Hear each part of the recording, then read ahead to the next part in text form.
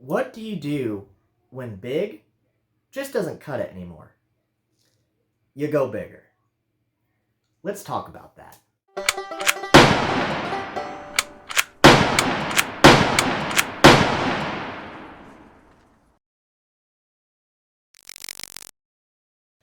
Ever since I learned about the 4-bore, I have had a deep, primal desire to own one.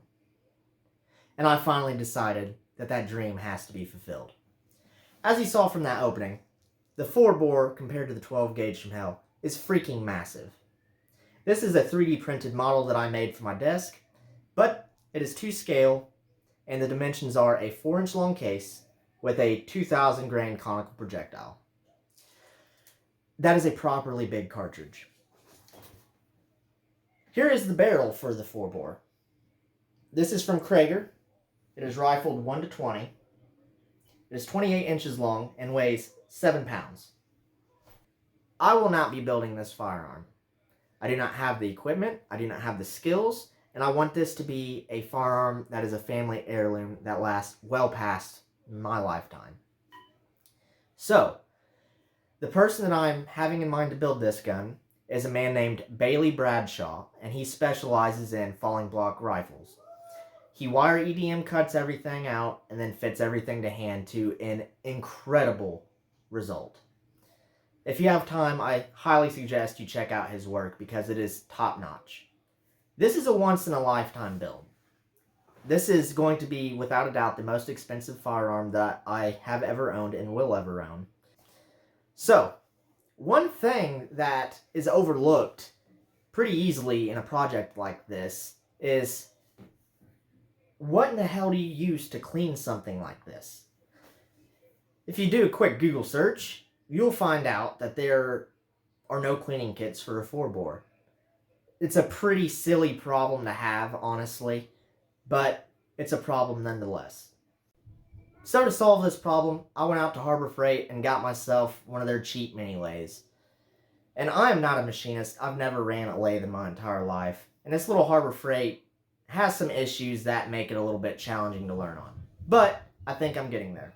So far, I've built myself a nice rod with some threaded inserts that I turned and pressed in on this lathe. I'm polished up pretty good. I've got a bearing on the end that my handle will go onto so it spins freely in the bore. And I built me a fitting here that I pressed in a 1-inch bottle brush into. But I'm needing a jag. So that's going to be the next thing to do on this little list. And I'm going to show you how I design it, and then I'm going to show you me attempting to machine this out on this little lathe. So stick around, and I hope you enjoy this.